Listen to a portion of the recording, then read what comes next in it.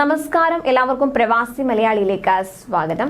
ഇലയ്ക്കും ഉള്ളിനും കേടുകൂടാതെ കാര്യങ്ങൾ വളരെ സ്മൂത്തായി കൊണ്ടുപോകാൻ ഗൾഫ് രാഷ്ട്രമായ UAEക്ക് ഒരു പ്രത്യേക കഴിവ് തന്നെയാണ്. പറഞ്ഞു വരുന്നത് തൊഴിലാളിയുടെയും തൊഴിലുടമയുടെയും കാര്യത്തിലാണ്. രണ്ടു കൂട്ടർക്കും അർഹിക്കുന്ന പരിഗണന രാജ്യം നൽകുന്നുണ്ട്. എന്നാൽ ഇനി തൊഴിലാളികൾ അല്പം ശ്രദ്ധിക്കേണ്ടതുണ്ട്. കാരണം തൊഴിലുടമയ്ക്ക് അധിക സാമ്പത്തിക ബാധ്യതയാകുന്നതിനാൽ രാജ്യത്ത് തൊഴിൽ പെർമിറ്റ് കാലാവധി 2 നിന്ന് 3 വർഷമാക്കാൻ ഫെഡറൽ നാഷണൽ കൗൺസിൽ ശുപാർശ ചെയ്തിരിക്കുകയാണ്. തൊഴിൽ പരിശീലന കാലത്ത് ജോലി ഉപേക്ഷിക്കുന്നുവെങ്കിൽ തൊഴിലുടമയെ 1 മാസം മുൻപെങ്കിലും അറിയിക്കും വിധം നിയമഭേദഗതിയും ആവശ്യപ്പെടുന്നുണ്ട്.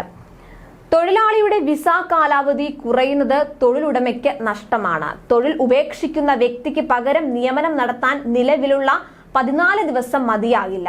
അതുകൊണ്ട് ഈ കാലാവധി 3 മാസം വരെയെങ്കിലും വേണമെന്നാണ് FNCയിൽ ഉയർന്ന നിർദ്ദേശം. തൊഴിൽ പരിശീലന ഘട്ടവും കടന്ന് 1 വർഷം പൂർത്തിയാകുന്ന സാഹചര്യത്തിൽ മാത്രം പുതിയ സ്പോൺസറുടെ കീഴിലേക്ക് മാറാവുന്ന വിധത്തിലുള്ള വ്യവസ്ഥ കൊണ്ടുവരണമെന്നും ആവശ്യപ്പെടുന്നുണ്ട്. മുന്നറിയിപ്പില്ലാതെ തൊഴിൽ ഉപേക്ഷിക്കുകയോ തൊഴിലുടമയ്ക്ക് നഷ്ടം വരുത്തുകയോ ചെയ്താൽ മടക്കയാത്ര, വിമാന ടിക്കറ്റ് അടക്കമുള്ള ചെലവ് വഹിക്കേണ്ടെന്നും ശുപാർശയിൽ പറയുന്നു.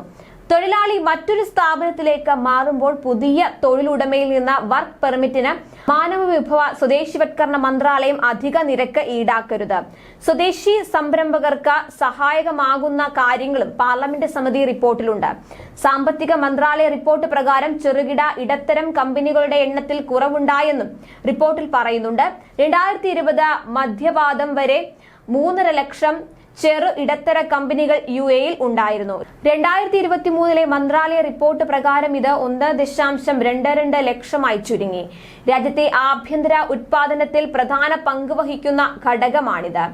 സ്വദേശികളുടെ സംരംഭങ്ങളെ സാരമായി ബാധിക്കുന്ന ഘടകങ്ങളും സമിതിയുടെ റിപ്പോർട്ടിലുണ്ട്. അതേസമയം UAEയിൽ പുതിയതായി ജോലിക്ക് കയറുന്നവർക്ക് നൽകുന്ന ഓഫർ ലെറ്ററും തൊഴിൽ കരാറും ഒന്നായിരിക്കണമെന്ന മാനവ വിഭവശേഷി മന്ത്രാലയം അറിയിച്ചു. ഓഫർ ലെറ്ററിൽ പറയുന്ന കാര്യങ്ങൾ നിയമനത്തിന് ശേഷം രൂപപ്പെടുത്തുന്ന കരാറിലും ഉണ്ടായിരിക്കണം. തൊഴിൽ കരാറിലെ ഒരു ഭാഗത്തും ഇരു വിഭാഗത്തിനും തർക്കമുണ്ടാകാൻ പാടില്ലെന്ന തൊഴിൽ വകുപ്പ് അറിയിച്ചു. തൊഴിലുടമയും തൊഴിലാളിയും പരസ്പര സമ്മതത്തോടെ വേണം തൊഴിൽ കരാർ രൂപപ്പെടുത്താനെന്ന് തൊഴിൽ മന്ത്രാലയം വ്യക്തമാക്കിയിട്ടുണ്ട്. കൂടുതൽ പ്രവാസി വാർത്തകൾക്കായി ഈ ചാനൽ സബ്സ്ക്രൈബ് ചെയ്യുക.